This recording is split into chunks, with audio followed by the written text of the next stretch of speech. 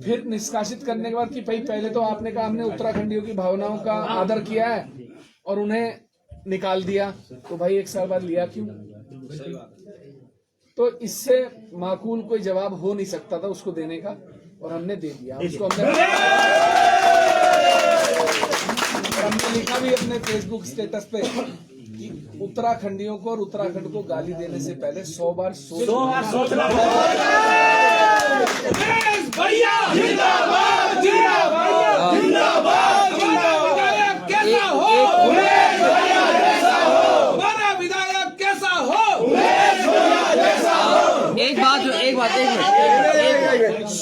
उपनल कर्मियों को लेकर के, क्योंकि आप सबसे पहले न विपक्ष था न पक्ष था, उपनल कर्मियों के जो 28,000 से ज्यादा उपनल कर्मी हैं, उनके परिवार उनके साथ जुड़े हुए हैं, सबसे पहले यदि किसी इस लड़ाई में कोई आगे आया है तो वो उमेश कुमार हैं। अब आगे ये लड़ाई कैसे जाएगी जानना चाहते हैं उपनल कर्मी कि ये कैसे जो है आप देखिए, हम बाहर से हाउल्ला कर लेते थे, कोर्ट में हम लड़ाई लड़ी रहे थे, जो भी आदेश हम करा पाए हमने कराए, और अंतिम आदेश भी होगा ही होगा। ऐसा नहीं है कि सुप्रीम कोर्ट में कोई चीज है और वो पेंडिंग रहेगी। 3 साल 2018 से लेके 21 तक वो केस ठंडे बस्ते में पड़ा रहा। बिल्कुल, हमने उसमें पैरवी की और डेटें लगने लगी और अब फाइनल निस्तारण के लिए आ गया है। दूसरी बात, तब हम बाहर से शोर मचाते थे, हम सरकार के, भाई देखिए क्या है, हम बाहर एक पत्रकार के तौर पर सरकार की आलोचना कर सकते हैं, सरकार की समालोचना कर सकते हैं, सरकार को समझा सकते हैं, लेकिन अगर सरकार नहीं समझती तो आज हमारे पास ये ताकत है कि हम विधानसभा के अंदर घुस के उनसे सरकार से सवाल करेंगे और जवाब देना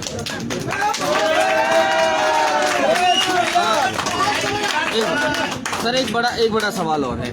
एक बड़ा सवाल है कि एक तरफ जो है कांग्रेस के जो 18 विधायक जो जीत के आए हैं, और दूसरी तरफ एक मजबूत विपक्ष के रूप में आपको देखा जा रहा है बजाय उन 18 के। तो कहीं ना कहीं मजबूत विपक्ष के रूप में जो है पूरे उत्तराखंड की जनता आपको देख रही है, क्या कहें? गुरु गोविंद सिंह एक बात कह गए थे, चिड़िया नाल जे बार्ज लड़ावा ता गोविंद सिंह नाम था।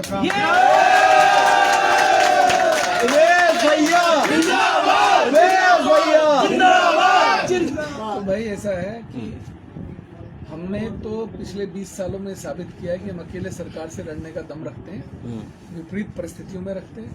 हमारे खिलाफ दर्जनों मुकदमे हुए, कुड़कियां हुई, हमारे घर के दरवाजे उखाड़ के ले गई सरकारें, हमारे ऊपर इनाम रखे गए, हमें वांटेड डिक्लेयर किया गया, हमें राजद्रोह के आरोपों में जेल भेजा गया, हमें देहरादून की जेल रखा गया, हमें जहर दिया गया, हमें रांची जेल में रखा गया। हम तब भी इनके कब्जे में नहीं आए। अब सर,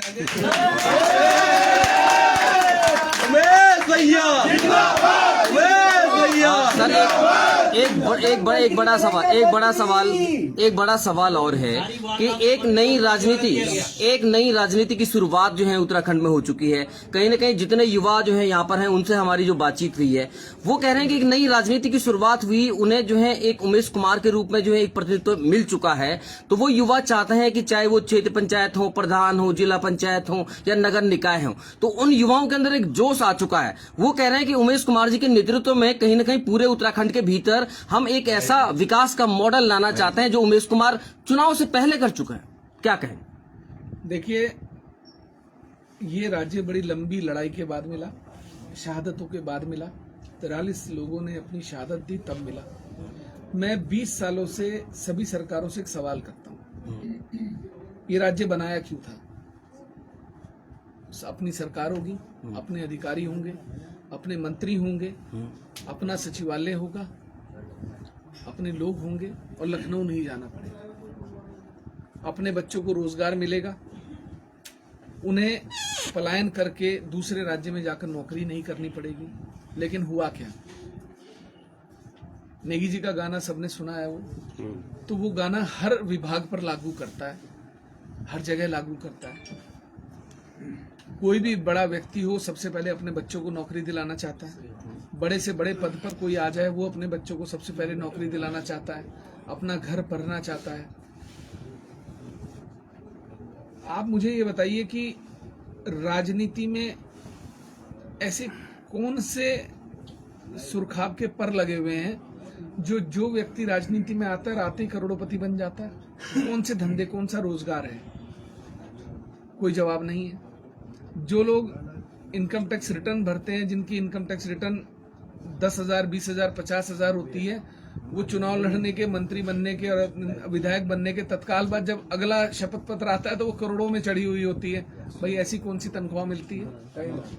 तो सबसे बड़ी बात यह है कि आप उपनल का एक उदाहरण यहाँ पर सबसे बड़ा है। लोगों ने 11-11 साल, 12-12 साल, 15-15 साल अपने जीवन के दे दिए, फिर भी आप उनको समान वेतन नहीं दे सकते। सबसे बड़ा एक और उदाहरण है 108 में आपने 717 कर्मचारियों को बेघर कर दिया। क्यों? क्योंकि आपने 108 सेवा किसी और को सौंप दी। क्यों? कि साहब एक व्यक्ति तो 1,35,000 में चला रहा था जीवी के, भाई दूसरा 1,18,000 में चला रहा है। अरे साहब बड़ा फर्क है पैसों का तो इसके बीच में। तो आपने उठा के दूसरे को दे दी। वो आया तो उसने सबसे पहले किसका नुकसान किया? किसको पैदल किया? किसको बैसाखियों पे पहुंचाया? उत्तराखंड के बच्चों को, उत्तराखंड के लोगों को, उन लोगों को जिन्होंने विपरीत परिस्थितियों में उत्तराखंड के अंदर दुर्गम क्षेत्रों में जाकर लोगों की जान बचाई। 108 जीवनदायिनी कहलाती थी। उस जीवनदायिनी को आपने सड़क पे लाके खड़ा कर दिया। आप 3 महीने वो लोग अपने बच्चों को, अपने परिवारों को छोड़कर धरना देने के लिए बैठे रहे, कोई पूछने भी नहीं गया। आप कहते हो क्या कि साहब 20,000 की तनख्वाह आपकी 11 साल में हो गई है 10% बढ़ते हुए, अब वापस आप 11,000 की तनख्वाह लो। जो आदमी 11 साल में 11,000 रुपए की तनख्वाह से 18,000 रुपए पहुंचा है, उसे आप वापस कैसे 11 साल पीछे ले जा सकते हो? सही बात। सिर्फ इसलिए कि आपका एक छोटा सा लालच कि आपने एक जो सेवा थी वो उठाकर किसी और को दे दी। और फिर अगर दे भी दी तो आपको सबसे पहला अनुबंध क्या करना चाहिए था कि साहब जो लोग हमारे यहाँ 8-8 साल या 5-5 साल, 7-7 साल से ज्यादा सर्विस वाले हो गए हैं, उन्हें ना आप निकालोगे, ना उनकी सेवा में उनके पैसों में कटौती करोगे। मतलब आपने उठा के एक इंफ्रास्ट्रक्चर एक व्यक्ति को सौंप दिया और उसे कह दिया अब इनके साथ जो मर्जी करो। ये तो वो हुआ जो पुराने जमाने में जब सेनाएं लड़ती थी और जो कैदी बना दिए जाते थे, उन लोगों को बोले साहब इनकी जान जा रही है, जाने दो। तो आपने यही किया कि साहब सड़क पे छोड़ दो इनको। साहब अगर सरकार ने कोई सेवा शुरू की है, तो सरकार की नैतिक जिम्मेदारी बनती है कि अगर उस सेवा का हस्तांतरण होता है तो जो लोग नौकरियों पर सरकार द्वारा रखे गए थे या उन संस्थाओं द्वारा रखे गए थे, आप उनका भी हस्तांतरण करेंगे। उनकी ना सेवा में छेड़छाड़ की जाएगी, ना उनके पैसों के साथ छेड़छाड़। उमेश कुमार जी, एक बड़ा सवाल है कि आज उमेश कुमार एक रिसर्च का विषय बन चुके हैं। राजनीतिक जो विषय है, राजनीति जो विषय है, और उसके जो छात्र हैं कहीं अनुसंधान करते हैं, रिसर्च करते हैं, और उमेश कुमार उस रिसर्च का कहीं न कहीं एक हिस्सा बन चुके हैं। अब इसके बाद बड़ा सवाल पैदा होता है कि क्या उमेश कुमार अपनी कोई व्यक्तिगत कोई पार्टी बनाएंगे या उत्तराखंड के लोगों को लेकर के एक पार्टी बनाएंगे, जिनको लेकर के जो चाहे वो पंचायत हो या फिर नगर निकाय हो या विधानसभा हो, वहां कहीं ना कहीं ऐसा एक मॉडल स्थापित करेंगे जो आपने कानपुर में किया? बिल्कुल बनाएंगे। हम निर्दलीय क्यों लड़े? क्या हम पार्टी से टिकट नहीं ले सकते थे? ले सकते थे। हम निर्दलीय इसलिए लड़े ताकि हम किसी दल के गुलाम ना रहें और हम अपनी एक पार्टी गठित करें और लोगों को, जो लोग काबिल लोग हैं, जो लोग सक्षम लोग हैं, जो लोग पढ़े लिखे लोग हैं, जो राज्य के लिए अपना जीवन देना चाहते हैं, उन लोगों को जोड़ें पहाड़ तक। क्योंकि पहाड़ के दूर दरस, चाहे नीति हो, माना हो, घेस हो, रिमनी हो, हर जगह से लोग हमारे साथ जुड़े हुए हैं। सबको जोड़कर एक बड़ा संगठन बनाएंगे और ये जो लोगों ने राज्य को अपनी बपोती समझ लिया है, उनको ये समझाएंगे कि मजबूत विपक्ष जब सामने होता है तो आप जनता के अधिकारों का हनन नहीं कर सकते। आप कहीं ना कहीं ये घोषणा कर रहे हैं आज कि एक उमेश कुमार यहाँ जीत के आए हैं और इसके बाद कहीं ना कहीं युवाओं को एक आशान्वित होना चाहिए कि एक नई पार्टी के रूप में, विकास पूरक जो सोच रखती हो, उस पार्टी के रूप में कहीं ना कहीं युवाओं को तैयारी कर लेनी चाहिए आगामी जो भी है पंचायत चुनाव हो या निकाय चुनाव हो। उनको आशान्वित भी होना चाहिए और उनको ये आशा भी रखनी चाहिए कि अब उनके अधिकारों का हनन नहीं होने दिया जाएगा। मैं कहता हूँ हमें रोटी ना मिले, हमें आप कुछ ना दें, लेकिन हमारे अधिकारों का हनन तो ना करें।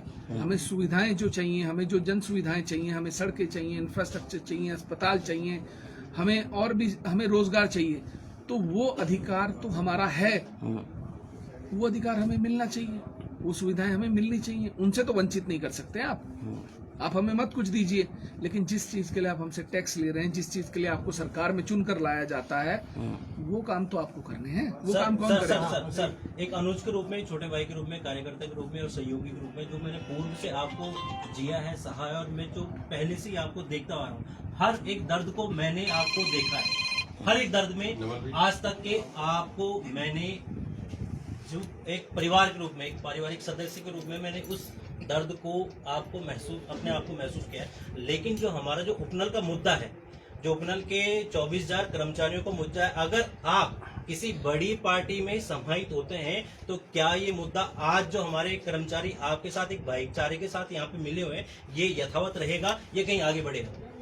आपका सवाल ही गलत है सर। आपने कहा किसी पार्टी में समाहित होते हैं, अगर हाँ बड़ी पार्टी में क्यों सर, होते आप हैं? थोड़े- क्यों होते हैं? नहीं होंगे। क्यों होंगे? हम निर्दलीय लड़े हैं, हम निर्दलीय रहेंगे। सुन लीजिए, पूरी बात करने दीजिए। सुन ली, निर्दलीय लड़े हैं, निर्दलीय जीते हैं और निर्दलीय रहेंगे। जिस दिन पार्टी बनाएंगे उस दिन अपनी पार्टी बनाएंगे। हम क्यों? आपने जो सवाल पूछा है, मैं भैया की आगे के साथ एक जवाब आपको देना चाहूंगा। जब कांग्रेस, जब बीजेपी और हमारी जितने भी क्षेत्रीय दल थे, हम 56 दिन आंदोलन में बैठे, जब हमारा साथ किसी ने नहीं दिया, तब उमेश भैया ने हमारा साथ दिया। ये सबसे बड़ी बात है। और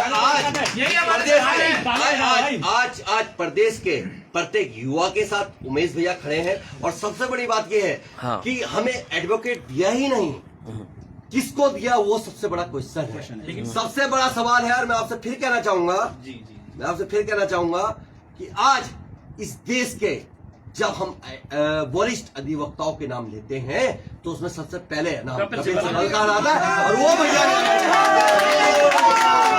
और मैं एक चीज और कहना चाहता हूँ भैया की आज्ञा के साथ, यहाँ किसी दल की जरूरत नहीं, दल यहाँ आते हैं, बाहर नहीं जाते हैं। और भैया ने एक चीज कहा था कि दल जरूरी नहीं है, इस प्रदेश के लिए युवाओं का और मेरा दिल जरूरी है। बिल्कुल सर, इस समय जो है एक सवाल है, सैकड़ों लोग आपको देख रहे हैं, क्योंकि आउटसोर्सिंग को लेकर के पहला वो व्यक्ति है उमेश कुमार, जिन्होंने जो है जिन्होंने जो है आउटसोर्सिंग कंपनियों के खिलाफ लगातार जो है मीडिया के माध्यम से, आपके जितने चैनल हैं उनके माध्यम से लगातार आवाज उठाई।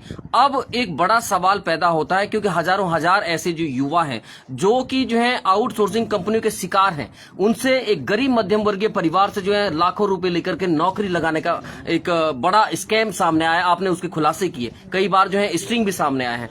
अब सर जो है आउटसोर्सिंग कंपनियां, क्या उत्तराखंड के युवाओं का फिर से शोषण होता रहेगा, या फिर इसके क्या स्ट्रेटेजी रहेगी? इस सवाल को कैसे जो है विधानसभा के भीतर लेके जाएंगे, और क्या आपका सोचना है? क्या उपनल के भीतर ही सभी लोग आने चाहिए, या फिर क्या आपका सोचना है?